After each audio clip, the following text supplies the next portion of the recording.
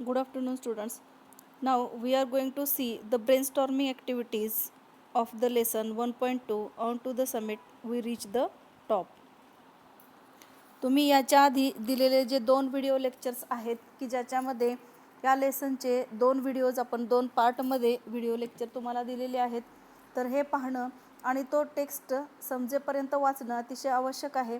तरच तुम्हाला याचे क्वेश्चन आन्सर्स समजणार आहेत आणि हे क्वेश्चन आन्सर्स वाचून तुम्ही तुमच्या नोटबुकमध्ये लिहायचे आहेत. दिवाळीनंतर जेव्हा कधी कॉलेज सुरू होईल त्यावेळेला तुम्हाला ह्या सर्व नोटबुक तपासणीसाठी सबमिट करायच्या आहेत. प्रत्येक लेसन, प्रत्येक पोएम, प्रत्येक रायटिंग स्किल, आणखी ड्रामा सेक्शन, ह्या सर्व जो काही सिलेबस आहे याच्यावर आधारित तुम्हाला सुरुवातीला लेक्चर्स दिले जातील आणि लेक्चरनंतर brainstorming activities through question answers दिले जातील. तर हे क्वेश्चन आन्सर्स तुम्हाला जस्ट लिहायचे आहेत, लक्षात ठेवायचे आहेत, टेक्स्ट वाचायचा आहे, व्हिडिओ पाहायचा आहे. या पद्धतीने इंग्लिश या विषयाचा अभ्यास करायचा आहे. So will see the first question now. 1.2 On to the summit we reach the top. So the first question of this brainstorming activity is summarize to the class in your own words the highly risky and dangerous journey of Tenzing and Hillary from the base to the top of the Mount Everest. And the answer is like this. Tenzing Norgay and Edmund Hillary were the first two mountaineers who reached at the top of the Mount Everest. In this article, the writer Tenzing Norgay describes the historic climb.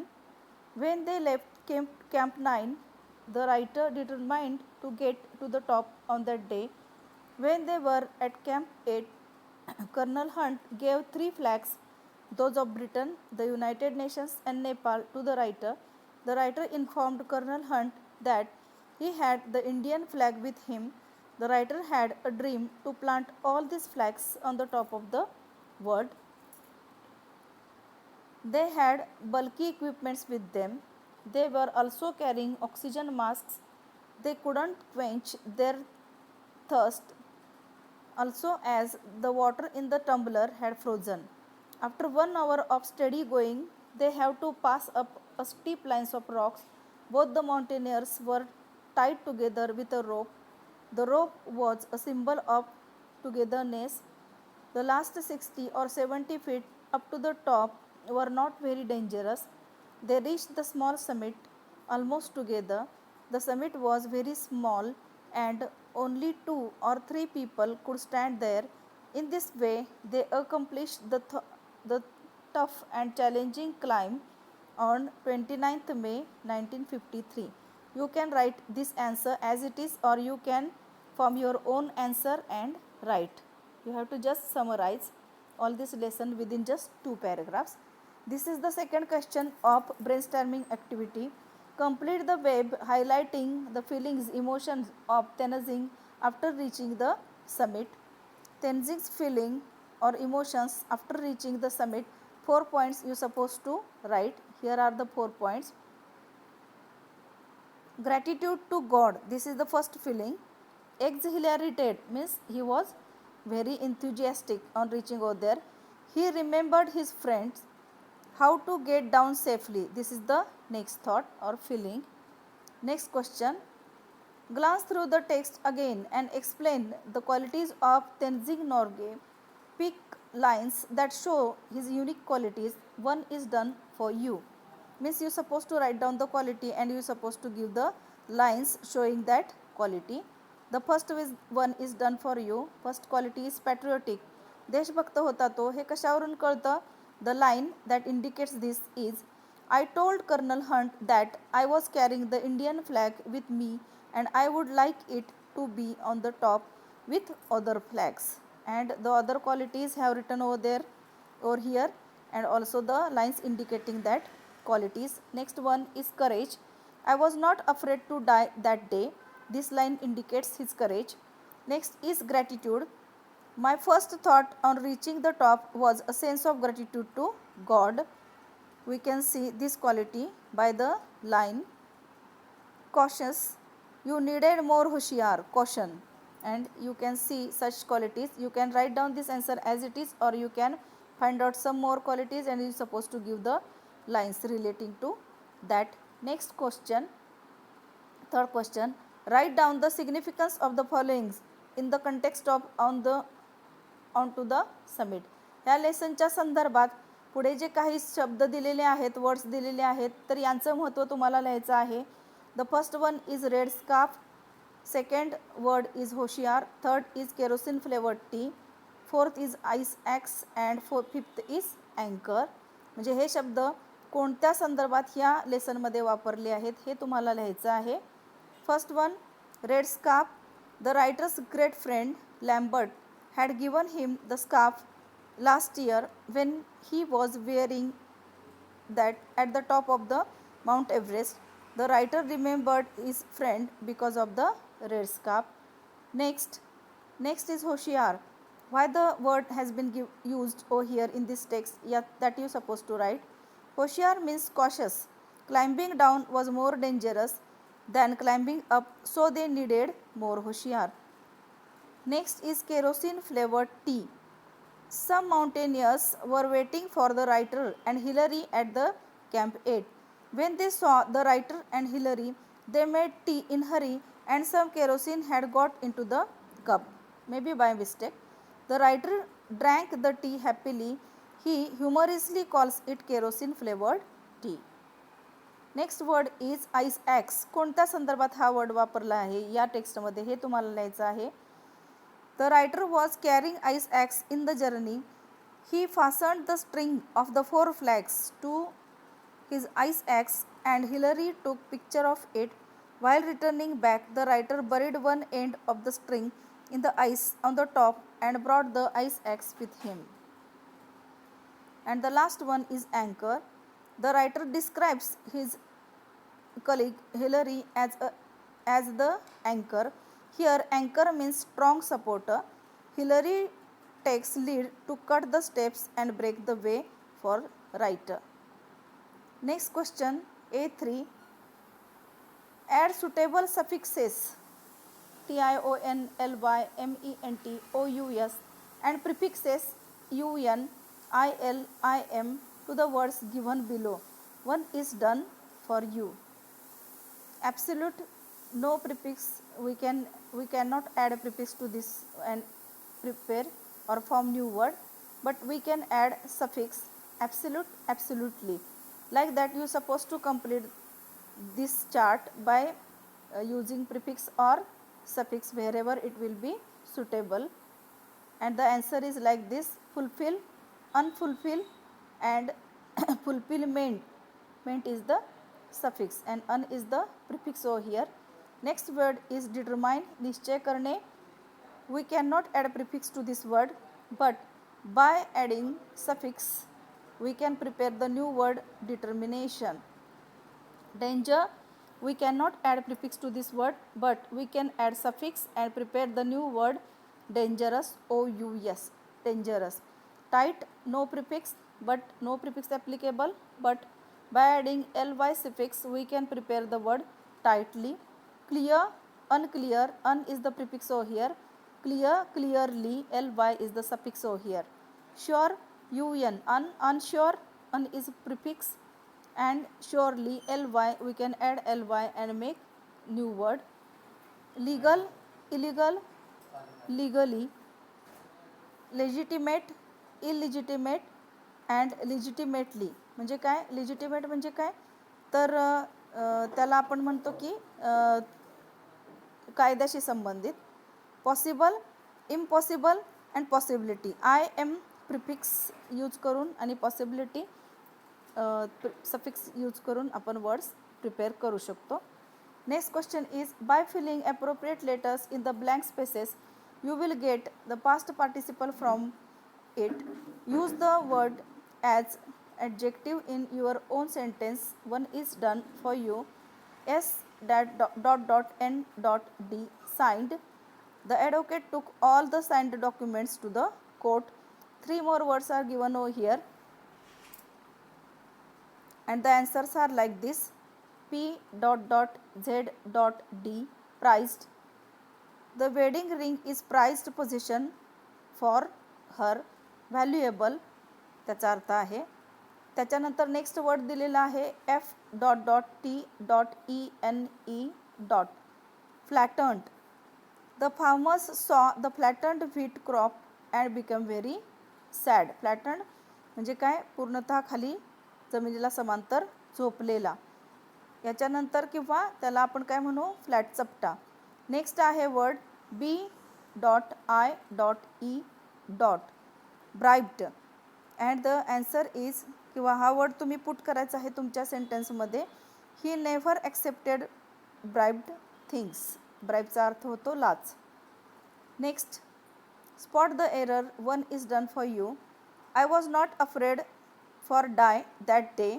And the correct sentence is I was not afraid to die that day. For die न वापरता to डाय हे infinitive form तुम्हाला वापरायचा आहे आणि correct sentence इथे करून दिलेला आहे.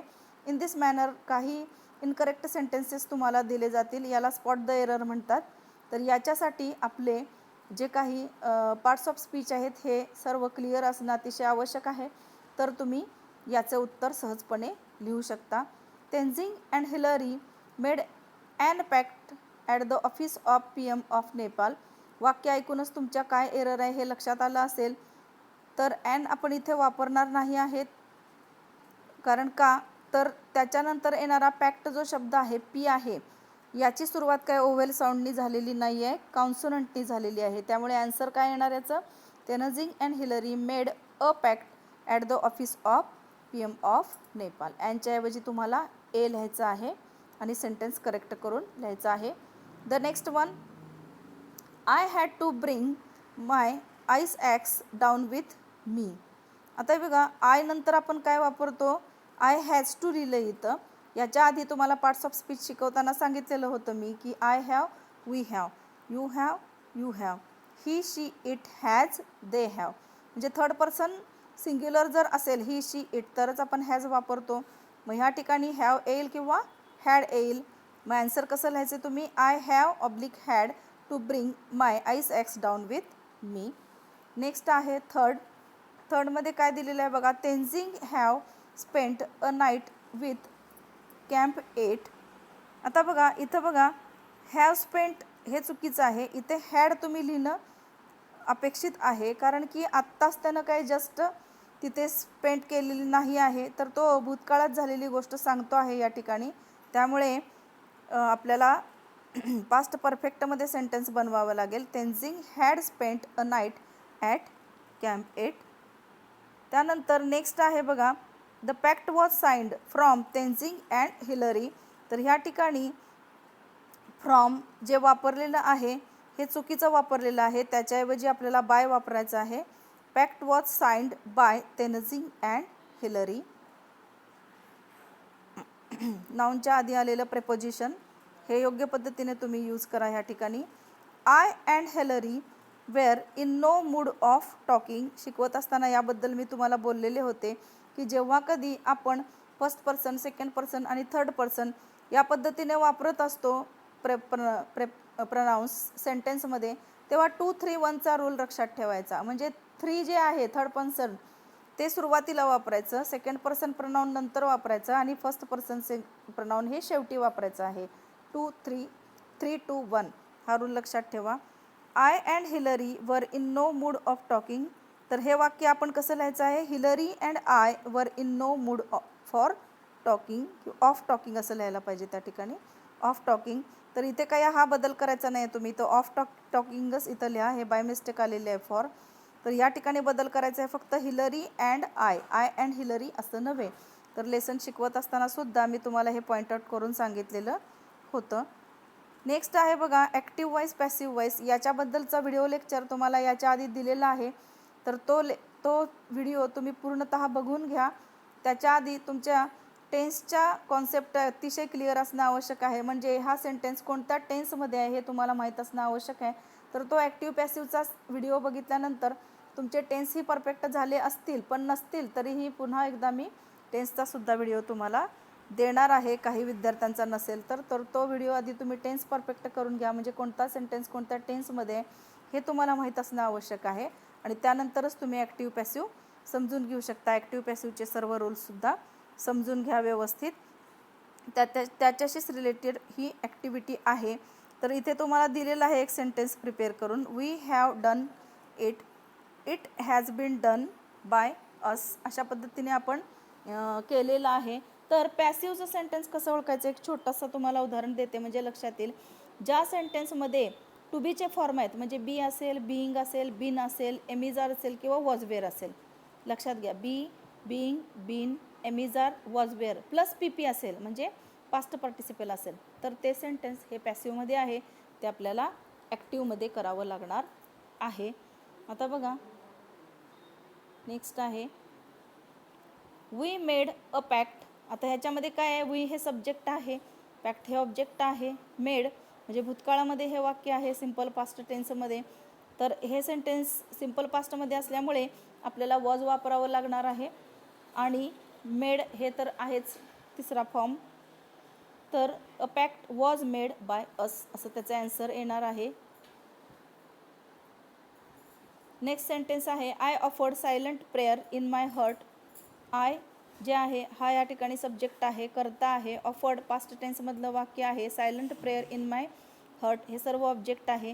हे वाक्याच्या सुरुवातीला घ्या, silent prayer was offered in my heart by me. Next आहे colonel Hunt gave me 3 flags. Colonel Hunt subject, gave verb, me आणि 3 फ्लॅग्स असे 2 ह्या ठिकाणी ऑब्जेक्ट आहेत. मी जे आहे पर्सन जे आहे ते इनडायरेक्ट ऑब्जेक्ट असतं आणि त्यानंतर येणारं डायरेक्ट ऑब्जेक्ट. तर हे दोन्हीही ऑब्जेक्ट घेऊन आपण हे वाक्य बनवू शकतो. आता मी हे जे काही ऑब्जेक्ट आहे हे घेऊन आपण वाक्य सुरुवातीला बनवू. I was given 3 flags by colonel Hunt. या पद्धतीने आपण बनवू किंवा 3 फ्लॅग्स जे आहे दुसरं ऑब्जेक्ट, ठीक, त्याला घेऊन आपण सुद्धा वाक्य हे बनवू शकतो. 3 flags were given to me by colonel Hunt. Next आहे I took photographs of Tenzing holding aloft the flags. ठीक.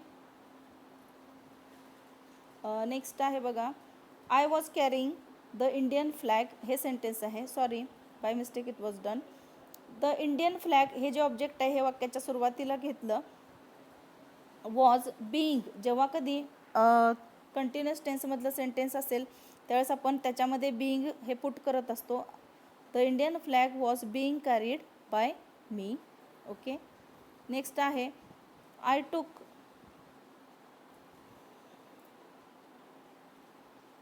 photographs of Tenzing holding aloft the flags. The photographs of Tenzing holding aloft the flags were taken by me. ठीक. आता हे simple पास्टचं वाक्य आहे, simple past टेन्सचं. Next आहे सोपं sentence आहे I remembered him. Okay. तर he was remembered by me. We spent the night at camp 8. The night was spent at camp 8 by us. आता सर्व सेंटेन्स पास्टमधले असल्यामुळं तुम्हाला फारसे काही प्रॉब्लेम येणार नाही हे सॉल्व करत असताना. पण वेगवेगळ्या टेन्समध्ये सेंटेन्स असल्यानंतर आणि वेगवेगळ्या टाईपचे सेंटेन्स असल्यानंतर ते कशा पद्धतीनं पॅसिव्ह करायचे या संदर्भात तुम्हाला व्हिडिओ मी कालच दिलेला आहे, तुम्ही तो करू शकता. After reading the text one can, this is the next question, easily understand that there is a lot of risk involving in mountaineering. Write in short about any adventure sport that you like and the risk involved in it. तुम्ही मनाने याचं उत्तर लिहायचं आहे. एखाद्या adventure sports तुमचा आवडता आणि त्याच्यामध्ये काय रिस्क आहेत याबद्दल लिहायचं आहे. उत्तर हे लिहायचं आहे याचं. आता हा पर्सनल रिस्पॉन्स क्वेश्चन आहे म्हणून मी उत्तर दिलेलं नाही, तुमच्याकडून लिहिणं अपेक्षित आहे. Give your opinion. We should not participate in adventure sports because. आता ॲडव्हेंचर स्पोर्टमध्ये आपण भाग घेतला पाहिजे की नाही घेतला पाहिजे याबद्दल तुम्हाला तुमचं मत लिहायचं आहे आणि या दोन्ही प्रश्नांची उत्तरं तुम्ही लिहिणं अपेक्षित आहे. नेक्स्ट आहे Tenzing and Hillary created history by reaching the summit of Mount Everest. There are many mountains in Maharashtra where one can fancy his or her chances of climbing them. Imagine that you have climbed a mountain and are immensely thrilled and excited. Write a letter to your friend about it. तुम्हाला इथे letter writing करायचं आहे या संदर्भात की तुम्ही एखादा mountain शिखर सर केलेलं आहे किंवा माउंटेनिअरिंगचा तुमचा एक्सपिरियन्स तुम्हाला मित्राला कळवायचा आहे. इथे तुम्ही कुठलं नाव लिहा एखादं इमॅजिनरी. इथं मी लिहिलेलं आहे किरण H Kate, 4/42 Adarsh colony, Solapur road, Latur. And pincode 6 आकडी नंबर लिहायचा आहे. डेट लिहायची आहे November, 5, 2020. Dear friend Sagar, how are you? I think you are busy in online learning. These days are memorable for us. We are enjoying learning from home because of COVID-19. Do you know, in the last week, I fulfilled my dream of climbing the highest peak in Maharashtra. The height of the Kalsubai peak is 1646 meters. I joined a trekkers club and finally reached at the summit of the Sahyadri mountain ranges. The trekking experience was incredible. I saw clouds, waterfalls, valleys, and greenery. The route is not so tough. Next time, do, do join our trekking group. Bye. Yours lovingly, किरण. आता नवीन जो pattern आहे letter रायटिंगचा त्याच्यानुसार आपण सर्व information ही आपण left साईडला लिहू शकतो, स्टार्ट करू शकतो. अन्यथा पूर्वी तुम्ही पत्रलेखन करायचा त्यावेळेला काही भाग ज्याला आपल्याला पाठवायचा आहे त्याचा पत्ता आपण उजव्या बाजूला लिहित असो, पुन्हा आपण डाव्या बाजूला येत असो आणि शेवटी पुन्हा आपण सॅल्युटेशन देत असताना पुन्हा उजव्या बाजूला जात होतो. पण या पद्धतीनं तुम्ही जर सर्वच जे काही डेटा आहे हा उजव्यापासून बाजूपासून सुरू केला तरीसुद्धा तो ग्राह्य आहे. या पद्धतीने तुम्ही लेटर रायटिंग करू शकता. आहे असं लिहा किंवा तुमच्या मनाने तुम्ही आणखी दुसरं लेटर लिहू शकता. You are the college representative and your principal has assigned to you the task of writing a letter to the divisional officer, Satpura Mountain Ranges, Nagpur, seeking permission for the mountaineering expedition to be organized by your college. Write the letter. तुम्हाला यावर आधारित एक letter लिहायचं आहे. Imaginary नाव लिहा. इथं लिहिलं आहे मी Sagar Pawar, Swami Vivekananda college, doctor Ambedkar Marg, Ambejogai, district Beed, 20th November 2020. Correct करून लिहा spelling. The divisional officer, the Satpura mountain ranges, Nagpur, and the pincode. Subject permission for the mountaineering expedition.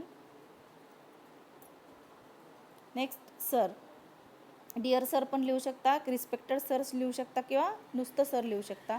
We have trekkers club in our college. This year we want to visit the Satpura mountain ranges. Our trekking expedition will be environment friendly. We will not use plastic in the journey. We will not disturb the wildlife too. Please give us permission for trekking for 2 days, December 7th and 8th, 2020. I enclose the permission letter from the principal of our college. Thank you.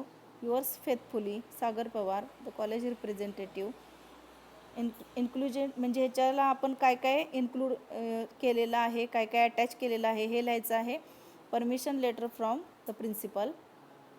Convert the letter into email format. आता हेच letter ईमेलमध्ये सुद्धा लिहायचं आहे. Email कसा लिहायचा बघा. From Sanders address लिहायचा आहे, टू रिसिव्हर्स ॲड्रेस लिहायचा आहे. ईमेल ॲड्रेस इथे लिहायचा आहे जो स्मॉलमध्ये लिहायचा आहे. @ जे काही जिथं पाठवणार आहे, जीमेल, रेडिफमेल वगैरे वगैरे हे तुम्हाला इथे लिहायचं आहे. सब्जेक्ट लिहायचा आहे permission for the mountaineering expedition. Sir, we have trekkers club in our college. This year we want to visit the Satpura mountain ranges. Our trekking expedition will be environment friendly. We will not use plastic in the journey. We will not disturb the wildlife too. Please give us permission for trekking for 2 days, December 7th and 8th, 2020. I enclose the permission letter from the principal of our college. Thank you. Yours faithfully, Sagar Pawar, college representative. And तुम्ही जे काही त्याला attach केलेलं आहे ती attachment ENCL इथे लिहायची आहे. Permission letter from principal. In this manner you can convert this letter into email. शक्यतो आता तुम्हाला लेटर रायटिंग न येता ईमेल रायटिंग असा क्वेश्चन बोर्ड परीक्षेला येतो. Look at the sentences given below. Find out which one is correct. If the sentence is wrong give reason. Okay, इथे काही सेंटेन्स तुम्हाला दिलेले आहेत. When we compare two nouns, we use comparative adjectives. When we compare more than two nouns, we use superlative adjectives. For example, Milind is taller than John. Okay, हे काय आहे, comparison आहे मिलिंद आणि टॉलरमध्ये. कंपॅरेटिव्ह ॲडजेक्टिव्ह आहे taller. Zakir is the tallest of the 3 brothers. आता हे जे आहे टॉलेस्ट EST लावून आपण सुपरलेटिव्ह ॲडजेक्टिव्ह तयार केलेला आहे. Atul is not as bright as Milind in studies. The dining room is brighter than the kitchen. Anne is the brightest girl in the class. आता पहिल्यामध्ये जे आहे ॲज करून आपण काय केलेलं आहे, हे पॉझिटिव्ह ॲडजेक्टिव्ह आहे ॲजमध्ये पुट केलेलं. दुसरं जे आहे हे काय आहे, कंपॅरेटिव्ह आहे ब्राईटर. 2मध्ये तुलना केलेली आहे डायनिंग रूम अँड किचन. आणि ब्राईटेस्ट जे आहे हे सुपरलेटिव्ह ॲडजेक्टिव्ह आहे. ठीक. Make a list of adjectives in 3 different forms of comparison. Use different text to find this. You are dash to your brother, असं पहिलं सेंटेन्स तुम्हाला दिलेलं आहे. ठीक. तर इथे तुम्हाला काय करायचं आहे की योग्य ॲडजेक्टिव्ह, कंपॅरेटिव्ह ॲडजेक्टिव्ह आहे की पॉझिटिव्ह आहे की सुपरलेटिव्ह आहे, हे तुम्हाला ह्या ठिकाणी पुट करायचं आहे. तर याच्याशी रिलेटेड व्हिडिओसुद्धा आपला तयार आहे. तर तुम्हाला हा नेक्स्ट डेला व्हिडिओ मिळेल.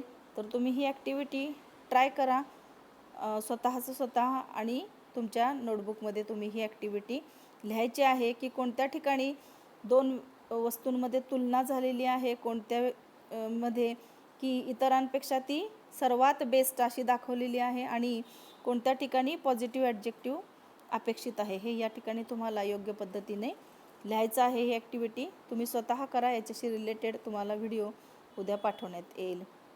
Thank you very much.